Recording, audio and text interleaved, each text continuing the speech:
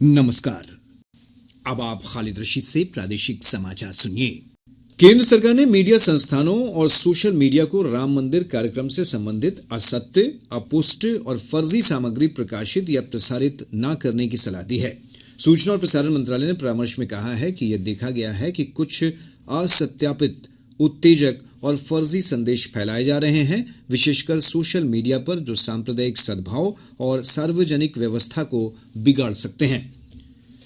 पटना से अयोध्या के बीच 1 फरवरी से रोजाना उड़ान सेवा शुरू होगी। स्पाइस जेट कंपनी यह सेवा प्रदान करेगी। विमान अयोध्या से दोपहर 1 बजे उड़ान भरेगा और 2 बजे पटना पहुंचेगा। वापसी में पटना से यह विमान दोपहर 2:25 पर उड़ान भरेगा और अपराह्न 3:25 पर अयोध्या एयरपोर्ट पर उतरेगा। यात्रियों के लिए बुकिंग शुरू हो गई है। इधर दरभंगा से अयोध्या के बीच भी यात्री विमान सेवा के लिए बुकिंग शुरू हो गई है। स्पाइस जेट कंपनी द्वारा ही 1 फरवरी से यह सेवा शुरू की जाएगी।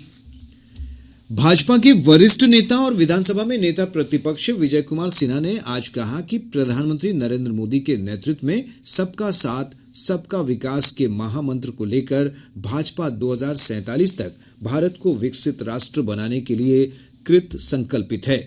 श्री सिंह ने औरंगाबाद में संवाददाताओं से बातचीत में कहा कि प्रधानमंत्री जाति, धर्म, भाषा और क्षेत्र के विवाद से हटकर देश को राष्ट्रपिता महात्मा गांधी के सपनों का भारत बनाना चाहते हैं। प्रदेश में जेट स्ट्रीम हवा और तेज पछुआ हवा के प्रभाव से भीषण ठंड का सिलसिला जारी है। राजधानी पटना समेत प्रदेश के अधिकांश भागों में शीत दिवस की स्थिति बनी हुई है। मौसम विभाग से प्राप्त जानकारी के अनुसार पटना, नालंदा, गया, सीवान, सारण और गोपालगंज समेत प्रदेश के उत्तर और दक्षिण मध्य भागों में भीषण शीत दिवस दर्ज किया गया। वहीं रोहतास, भभुआ और औरंगाबाद समेत प्रदेश के दक्षिण पश्चिम भागों में कोल्ड डे के हालात बने हुए हैं। पिछले 24 घंटों के दौरान बांका राज्य का सबसे ठंडा स्थान रहा, जहां का न्यूनतम तापमान 7 डिग्री सेल्सियस दर्ज किया गया। मौसम वैज्ञानिक शैलेंद्र कुमार पटेल ने बताया कि अगले 4 दिनों तक राज्य के अधिकतर भागों में शीत दिवस बना रहेगा। इस दौरान न्यूनतम तापमान में 2 से 3 डिग्री की कमी आने की संभावना है। महीने के शुरुआती दिनों से घना कोहरा बने रहने के कारण राज्य के अधिकांश जिलों में अधिकतम तापमान में व्यापक गिरावट, अधिकतम एवं न्यूनतम तापमान का अंतर कम रहने के कारण पिछले वर्ष की अपेक्षा ज्यादा ठंड रही। इधर पूर्णिया, भागलपुर समेत राज्य के उत्तर पूर्व और दक्षिण पूर्व भागों में विभिन्न स्थानों पर अति घना कोहरा भी छाया रहा। अत्यधिक ठंड और कोहरे के कारण जनजीवन बुरी तरह से प्रभावित हुआ है। विभिन्न जिलों में प्रशासन ने ठंड से बचाव के लिए अलग अलग स्थानों पर अलाव की व्यवस्था की है। इधर कोहरे के कारण दृश्यता कम होने के कारण सड़क, रेल और हवाई यातायात प्रभावित हुआ है। पिछले 24 घंटों के दौरान पटना हवाई अड्डे से कई उड़ानें रद्द कर दी गई, जबकि कई उड़ानों के समय में परिवर्तन किया गया है। वहीं लंबी दूरी की कई रेलगाड़ियां घंटों देरी से चल रही हैं। भीषण ठंड के मद्देनजर पटना के जिलाधिकारी डॉक्टर चंद्रशेखर सिंह ने 8वीं तक के सभी स्कूलों में शैक्षणिक गतिविधियों पर 23 जनवरी तक रोक लगाने के आदेश दिए हैं। इस दौरान आंगनबाड़ी केंद्र और निचली कक्षाओं के लिए संचालित होने वाले कोचिंग सेंटर को भी बंद रखने का आदेश दिया गया है। 9वीं और ऊपर की कक्षाओं का संचालन सुबह 9 बजे से अपराह्न 3:30 बजे तक होगा। मुख्यमंत्री नीतीश कुमार ने कहा है कि राज्य सरकार लोगों को बेहतर स्वास्थ्य सुविधा उपलब्ध कराने के लिए कृत संकल्पित है। उन्होंने समस्तीपुर जिले के सरायरंजन प्रखंड अंतर्गत नरघोघी गांव में श्री राम जानकी मेडिकल कॉलेज का उद्घाटन करते हुए कहा कि राज्य के विभिन्न स्थानों पर विशिष्ट अस्पताल खोले जा रहे हैं।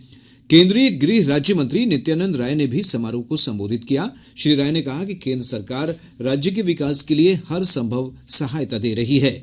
इस अवसर पर उप मुख्यमंत्री तेजस्वी प्रसाद यादव, वित्त मंत्री विजय कुमार चौधरी, शिक्षा मंत्री आलोक मेहता समेत अन्य गणमान्य लोग मौजूद थे। बाद में मुख्यमंत्री ने खगड़िया के गोगरी में नवनिर्मित 100 बेड वाले अनुमंडलीय अस्पताल का भी लोकार्पण किया। प्रदेश में विकसित भारत संकल्प यात्रा के दौरान विभिन्न पंचायतों में विशेष कार्यक्रमों का आयोजन किया जा रहा है। कई लाभार्थियों को प्रधानमंत्री उज्ज्वला योजना, किसान क्रेडिट कार्ड और प्रधानमंत्री जनधन योजना सहित कई कार्यक्रमों का लाभ दिया जा रहा है। कुछ लाभार्थियों ने मेरी कहानी मेरी जुबानी कार्यक्रम के तहत आकाशवाणी समाचार के साथ अपने अनुभव साझा किए हैं। ग्रामीण बैंक में 20 रुपये का इंश्योरेंस करवाए हैं। प्रधानमंत्री को बहुत बहुत बधाई हो।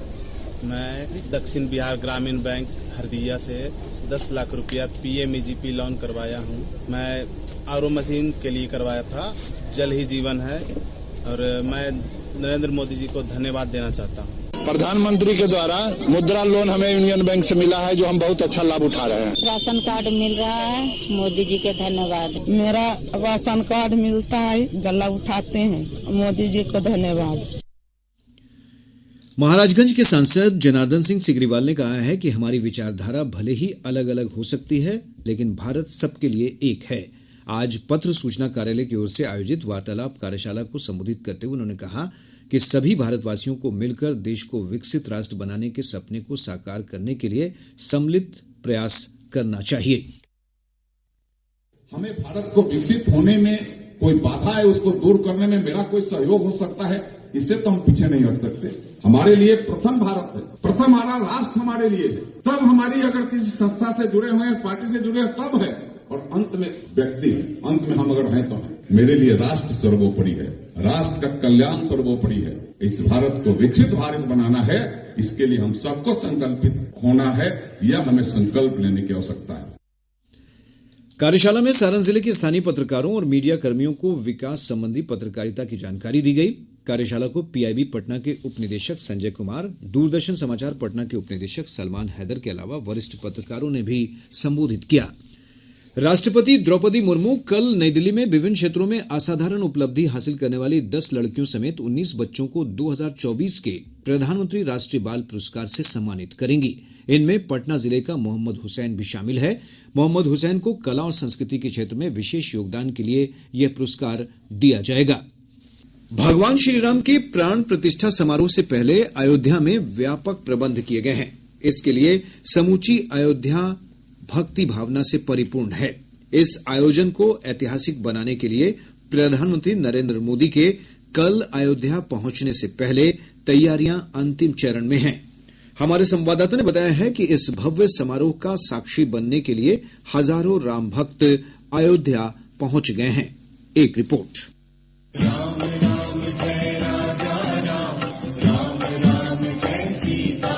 दीनों पर दया करने वाले प्रभु राम के अनुग्रह की आकांक्षा में देश और दुनिया के हजारों की तादाद में राम भक्त प्रभु राम की नगरी में मौजूद हैं। मंदिरों में कीर्तन, भजन, रामायण और रामचरितमानस का पाठ लगातार हो रहा है। अयोध्या की सीमाएं सील हैं। आसमान में ड्रोन से पहरा है तो अयोध्या की गलियों चौराहों पर हजारों की तादाद में सुरक्षाकर्मी मौजूद हैं और सरयू में जल पुलिस तैनात है। आज प्राण प्रतिष्ठा समारोह से पूर्व हो रहे अनुष्ठानों का अंतिम दिन है और आज रामलला को विभिन्न पवित्र नदियों और जलाशयों के जल से स्नान कराया जाएगा। दिवाकर के साथ सुशील चंद्र तिवारी, आकाशवाणी समाचार, अयोध्या।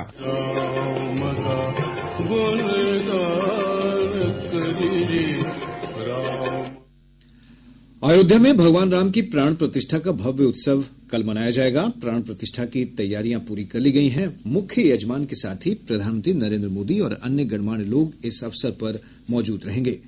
प्राण प्रतिष्ठा समारोह को ऐतिहासिक बनाने के लिए हजारों राम भक्त अयोध्या शहर पहुंच रहे हैं। रामलला की प्राण प्रतिष्ठा समारोह के पूर्ण अवसर को लेकर राजधानी पटना का माहौल भी पूरी तरह से राममय हो गया है। पटना जंक्शन स्थित महावीर मंदिर, एस्कॉन मंदिर, राजवंशी नगर हनुमान मंदिर सहित विभिन्न मंदिरों में विशेष उत्सव मनाया जा रहा है। राम कथा और अखंड पाठ से वातावरण गुंजायमान है। महावीर मंदिर न्यास की ओर से अयोध्या के राम मंदिर के लिए सोने का तीर धनुष प्रदान किया गया है। कल डाकबंगला चौराहे पर भव्य समारोह आयोजित किया जाएगा। इस दौरान 51,000 दीप प्रज्वलित किए जाएंगे। इस अवसर पर श्रीराम नवमी शोभा यात्रा समिति समेत विभिन्न समितियां शोभा यात्रा का भी आयोजन कर रही हैं।